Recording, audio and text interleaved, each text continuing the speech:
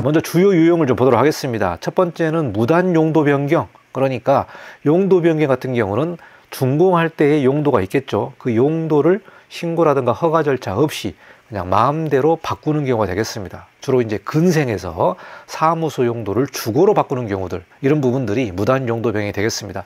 두 번째는 불법 증축이 상당히 많습니다. 주로 이제 일조권의 베란다라든가 옥상이라든가 주차장을 막아가지고 불법으로 면적을 늘리는 경우가 되겠죠. 그래서 이 불법 증축도 상당히 많고, 자, 세 번째는 불법적으로 내부를 구조 변경합니다.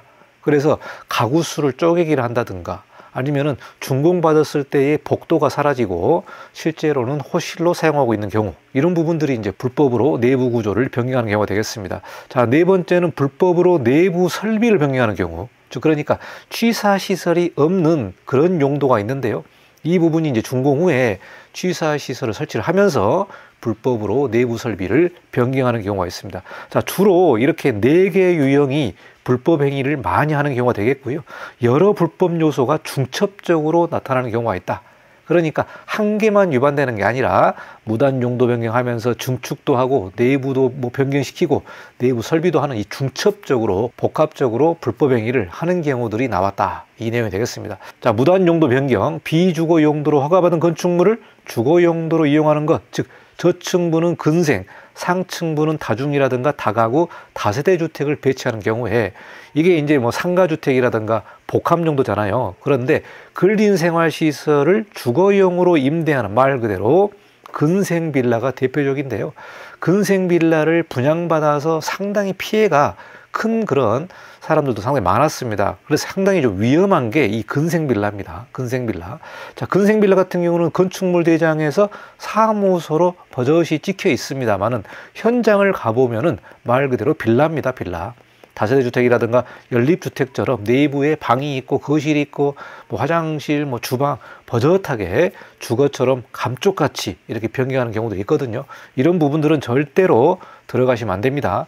분양받아도 절대 안 된다. 자, 그러니까 이런 부분들이 이제 무단 용도 변경의 주요한 내용이 되겠습니다. 근생 빌라는 상당히 위험하다. 자, 두 번째는 불법 증축인데요. 1조 사선 제한으로 건물을 짓지 못하는 베란다나 옥상에 불법적으로 실을 만들어 가지고 임대 놓거나 거주하는 경우가 되겠습니다. 자, 그리고 필로티 주차장, 또 1층의 외부 공간을 불법적으로 막아 가지고 실내로 사용하는 경우가 불법 증축이 되겠습니다. 자, 그리고 불법 내부 구조 변경은요, 소위 방 쪼개기입니다. 방 쪼개기. 방 쪼개기는 뭐냐?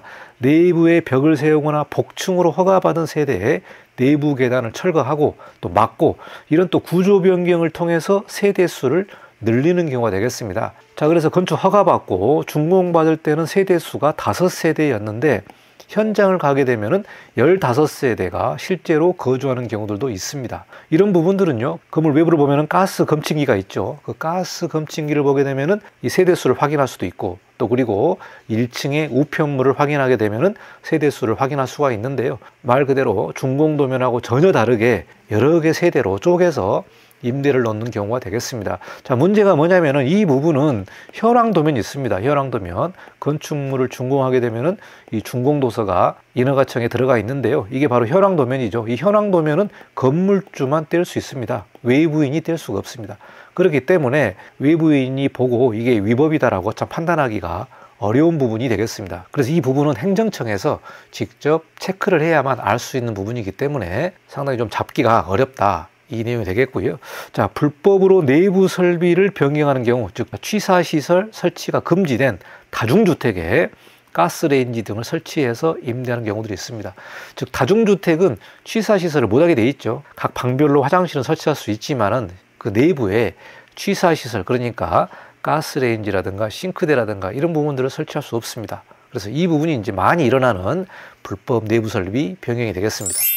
자, 보고서에 나온 준공 후 불법 건축물 주요 유형과 사례를 좀 보도록 하겠습니다. 자, 3가지 주요 사례가 나와 있는데요. 제가 앞서 설명한 대로 주요한 불법 행위들을 좀 사진과 함께 설명을 하고 있습니다.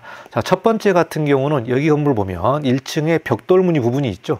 벽돌무늬 부분은 불법 증축 및 용도 변경을 통해서 기존의 주차장이었지만은 주차장 공간을 막아서 주거용으로 사용하고 있는 경우가 되겠습니다.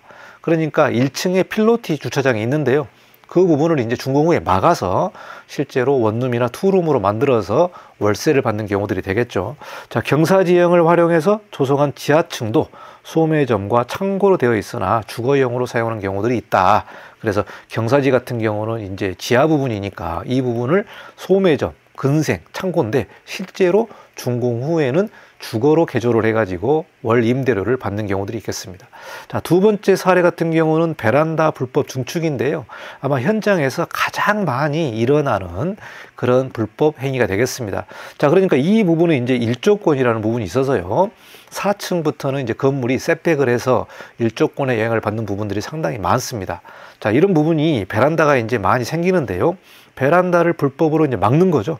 그래서 소재가 다른 부분이 불법 증축한 부분이다. 그러니까 기존의 건물들은 이렇게 콘크리트조로 다 완성을 했는데 나중에 증축을 하려다가 보니까 건식 구조, 그러니까 뭐 샌드위치 패널이라든가 건식 구조로 벽을 막고 지붕을 만들어서 내부에 불법으로 개조해서 주거로 임대 놓는 경우들이 되겠습니다. 자, 세 번째 같은 경우는 방 쪼개기 사례인데요. 여기서 보시면은 14세대가 살고 있죠. 14세대. 실제로는 건축물 대장상에 7세대가 있는데 우편함을 보니까 무려 14세대가 살 수 있습니다. 자, 그러니까 7세대를 쪼개기를 해서 더 많은 임대료를 받는 경우죠. 7세대가 아니라 14세대로 실제로 임대를 놓고 있기 때문에 건축물 대장상에서는 7세대, 그러나 실제로는 14세대가 되겠습니다. 이렇게 방 쪼개기 사례들이 상당히 많다. 이 부분은 이제 준공할 때부터 방 쪼개기를 염두에 두고 계획을 잡아서 준공하자마자 불법으로 쪼개는 사례가 되겠습니다. 자, 그러면은 왜 불법을 하느냐? 이 불법 건축물의 양산을 하는 이 메커니즘이 뭐냐면은요. 가장 중요한 건 뭡니까? 임대 수익입니다. 임대 수익 증대를 목적으로 해서 불법 행위니까요. 그러니까 월 임대료를 많이 받기 위해서, 즉 돈이죠. 돈을 많이 벌기 위해서 불법 행위를 하는 경우들이 대부분이다. 자, 공급자, 불법 건축물, 세입자 이렇게 돼 있는데 공급자 같은 경우는 이제 건물주겠죠. 건물주가 건물이 준공 후에 불법적인 건축 행위를 하죠. 그래서 불법 건축물이 되는데 불법 건축물을 세입자에게 임대를 놓습니다. 임대를 놓다. 그러나 문제가 뭐냐? 건축법이 제도가 존재합니다만은 이 불법 건축물에 관련된 제재라든가 이런 위법 행위를 근절하기 위한 이 실효성이 매우 낮습니다. 이렇기 때문에 불법 행위를 많이 하고 있다. 자, 문제가 되는 게 뭐냐면은 이 세입자 같은 경우에 주택임대차 보호법이 있습니다.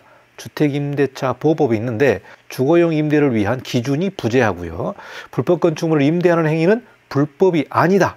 이렇게 또 주택임대차 보호법에 나와 있기 때문에 실제로 불법 행위를 한 그런 주거에서 살더라도 이 부분을 불법이 아니고 또 전입신고까지 해주기 때문에 이 부분이 상당히 법적으로 문제가 되는 거죠. 이러한 법 시스템과 또 건물주가 돈을 벌기 위해서 불법으로 하는 행위들이 다 복합적으로 연동되어 있기 때문에 불법 건축물이 많이 만들어지고 있다고 보면 될 것 같습니다. 자, 단속이 충분히 이루어지지 않고 있다. 이행강제금에 비해 임대 수익이 높다는 점도 불법 행위의 배경이 되고 있다. 이렇게 말하고 있습니다. 자, 법적으로는 1년에 2회 이내로 이 위반 건축물에 관련된 이행강제금을 부과하게끔 되어 있는데요.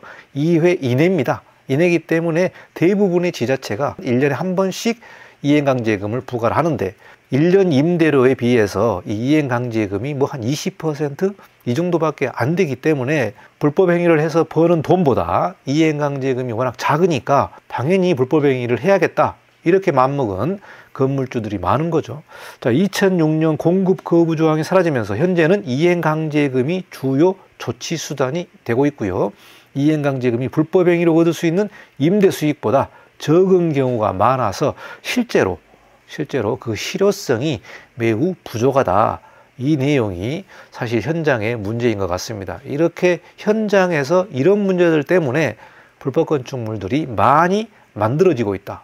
이렇게 보시면 될 것 같습니다.